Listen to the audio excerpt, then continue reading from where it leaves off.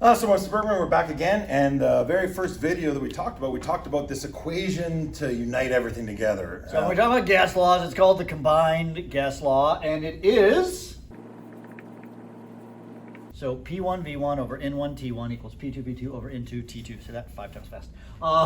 And what you've got is the initial conditions of pressure, volume, moles, and temperature, and equals the big four we talked about. Final things, right? So we also talked about the fact that oftentimes some things are canceled out, and what we most often cancel out is we have the same amount of moles of the gas, and those are the ends. So if we were to cancel off the ends, then if they're the same number, they would cancel, and then we can have PV over T equals PV over T. And really, folks, this is a simple problems where you're just going to be doing some kind of math stuff. So let's say, I got a problem.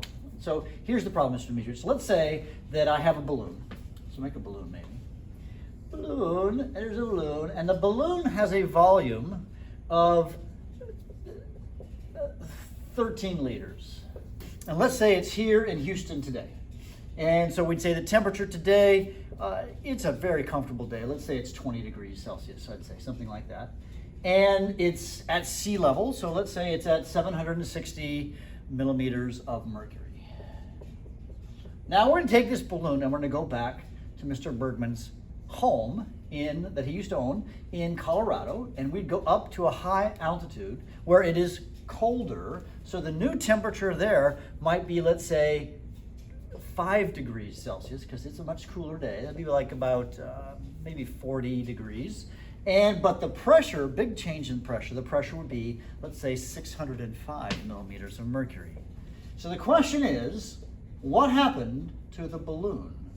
What's the new volume of the balloon? So, folks, this is a problem where we just have to plug in our numbers. However, there's one critical thing you have to do. What do we have to do, Mr. Dimitrievich? Well, there's two things here. One is you have to take care of temperature. You can never do any problem in any gas law problem in Celsius. It has to be in Kelvin. So we have to convert the Kelvin. So we're just going to add 273 to both those numbers. We'll just go ahead and round that. So that'd be I'll do that with a calculator. That'd be 278 Kelvin, and that one would be what?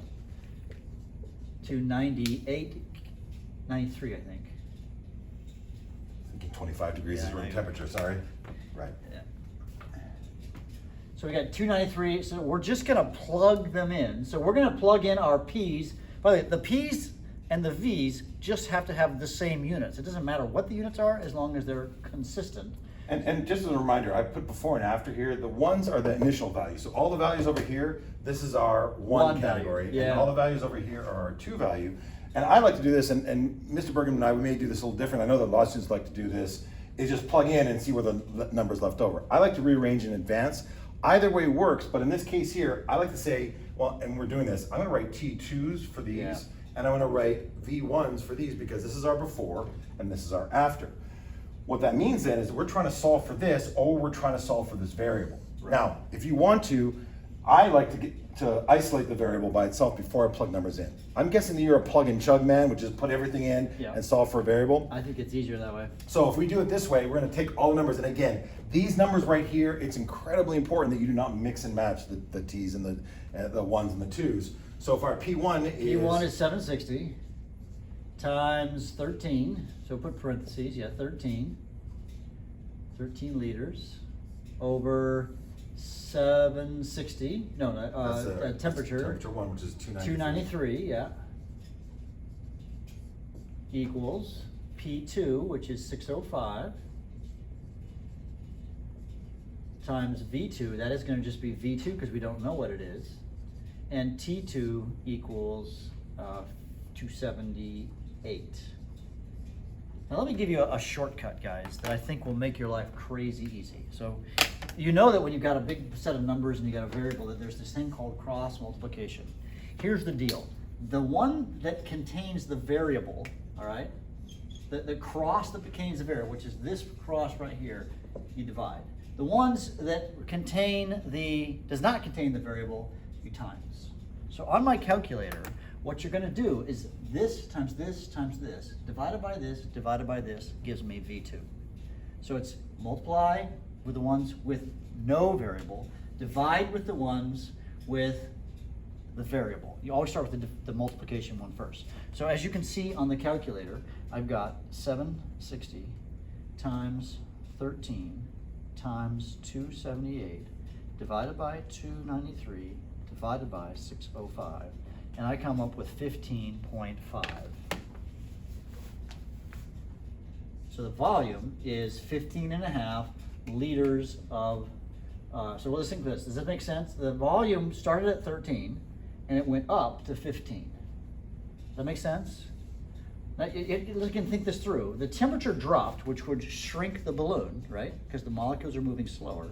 But the pressure went down, which expanded the balloon. And this is one of the things we talked about. You can't ever just compare. If you only want to see what one thing is doing, you have to hold everything else constant. In this case, we let everything run wild, and it was okay because we had them all corralled into this one equation. Normally, if I just said to you, hey, the volume is this, if the temperature goes up and the pressure, we'd have a lot of difficulty when there's more than one moving part. This equation ties this all in, so we couldn't make the assumption of, oh yeah, the temperature goes up, therefore the pressure goes up, or therefore we'd have to do it a different way. All right. So in this particular problem, you see we have a balloon and we're messing with the balloon. And as a reminder, anytime that you change variables, we use this equation. The problem, it tells us the pressure of the original balloon is 1.30 atm. And I'm going to write P1 here because that's the original pressure. Mm-hmm. The volume of our original balloon is a paltry 2.00 liters. It's a 2-liter balloon. I see that, yeah. 2-liter balloon. And now we're going to change the conditions. Now we're changing the condition. If you take a look at the problem here, it says that the new volume, we'll call that V2, is now 4.36 liters. Got it. So the question, of course, is what is the new pressure?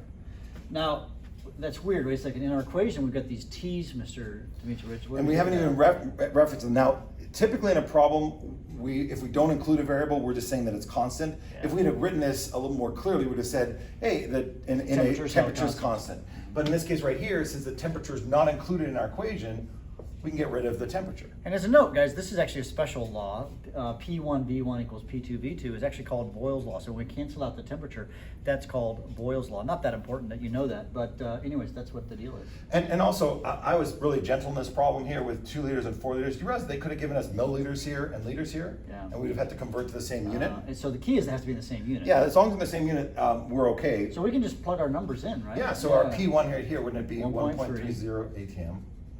And our V1 is 2.00 liters. 2.00, yeah. And it's going to be equal to, and in this case here, we know what our V2 is, but we don't know what our P2 is. So we're going to go P2. P2 is our X, if you will, right? Yep. And our V2 is 4.36 liters. And so I'm just going to take 1.3 times 2, right? Because this equals 4.36x, or P2. Then I take whatever that comes out to, which is 2.6. I then divide that by 4.36. And I get 0.596330275,229. So I got so carried away by the beauty of the rest of them. 9633027. Come on, write them all out. 33027.5. Wait. What did I do wrong? Well, a couple things. One, you ignore significant figures. Yeah. Because folks, we only have 3 digits. So you can round this to where? 3 digits, 0.596, right? The other thing is this, and I want to get us to get in the habit of canceling units and whatnot. We have liters over here and liters over here. They cancel, and that leaves us with the only unit that we need in this problem, which is ATM. So our final answer is ATM. Now, we could do a bunch more problems, and we are going to do it in class, but there's 2 things I want you to take away. Number 1, and Mr. Bergman mentioned this at the beginning, the units of any particular variable have to be the same. So if I give you liters here and nanoliters here, that's no good because you have to convert them to the same thing. Similarly, if I gave you another problem and I gave you pressure in atmospheres and pressure in torr, you've got to convert them to each other. Yeah, and the only one, of course, the temperature, that's not in this problem, but temperature is always has to be in Kelvin. And then the second thing is simply this. Make sure when you've written your equation out that you cancel whatever variables you don't have. Again, we're going to practice a ton of these, aren't we? Yep. We'll see you in class. See you next time.